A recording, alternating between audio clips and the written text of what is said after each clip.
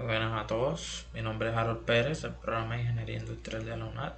Aquí está mi documento que lo certifica, mi documento de identificación. En el día de hoy estamos en el curso de Física Electrónica y vamos a estar exponiendo acerca de los ejercicios y los temas de la unidad.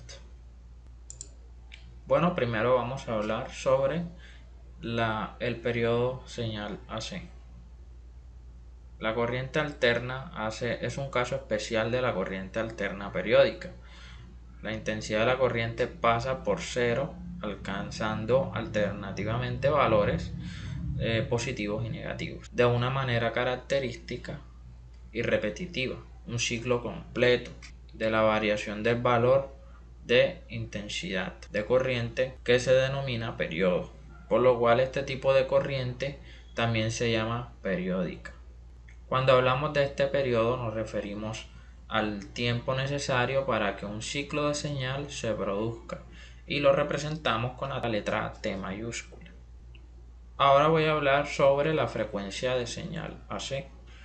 Cuando hablamos de esta frecuencia nos referimos a la cantidad de ciclos que se producen en una unidad de tiempo, y como el periodo era el tiempo que dura un ciclo, es evidente que la frecuencia será la inversa del periodo e indica la rapidez con la que la señal vuelve a repetirse y se mide en ciclos sobre segundos y se representa mediante la fórmula F es igual a 1 sobre T. Esto quiere decir que al aumentar la frecuencia de una señal su periodo disminuye, y por el contrario, al aumentar el periodo la frecuencia disminuye. Ahora hablaremos un poco sobre la fase y la amplitud, que son dos cosas totalmente distintas. Cuando hablamos de fase, decimos que es una medida de la posición relativa en el tiempo del periodo de una señal. Se refiere a un desplazamiento hacia la derecha o hacia la izquierda con respecto a una referencia y se mide en grados o radines. Y cuando hablamos de amplitud, decimos que es el máximo nivel de alejamiento de la curva respecto al eje X y se mide en voltios o en amperios. Ahora vamos a hablar sobre el valor medio.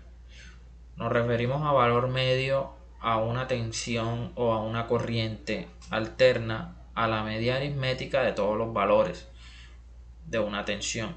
Cuando hablamos de valor medio nos referimos a una corriente alterna a la media aritmética de todos los valores instantáneos de una tensión, medidos en un intervalo o un cierto intervalo de tiempo.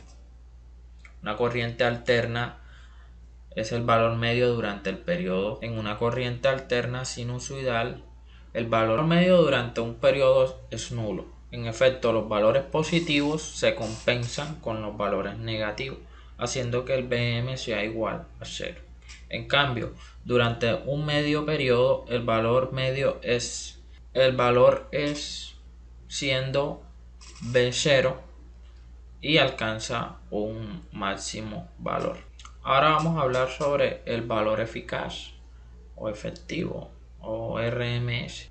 Decimos que el valor eficaz o efectivo de una corriente es el valor que produce la misma disipación de calor que una corriente continua de la misma magnitud.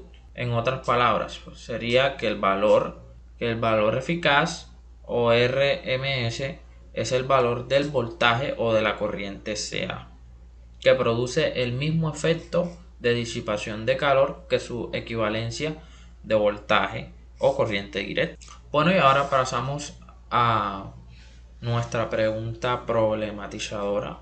Yo soy el estudiante número 1, así que me tocó cuál es la diferencia fundamental entre el valor medio y el eficaz de una señal AC y cuáles serían los voltajes domésticos. Entonces, para darle respuesta a esta pregunta, cuando hablamos de la diferencia entre los valor medio y el eficaz, es que El uno es el promedio del área bajo la curva y el otro también, pero es el promedio del área bajo la curva, pero elevado al cuadrado. Y posteriormente se le saca raíz cuadrada al valor del promedio obtenido. Entonces, esa sería la diferencia. Y pues cuáles serían los voltajes domésticos.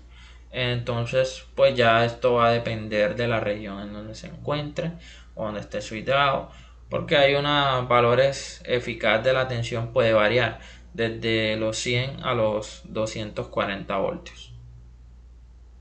Muchas gracias a todos, esto ha sido todo por hoy.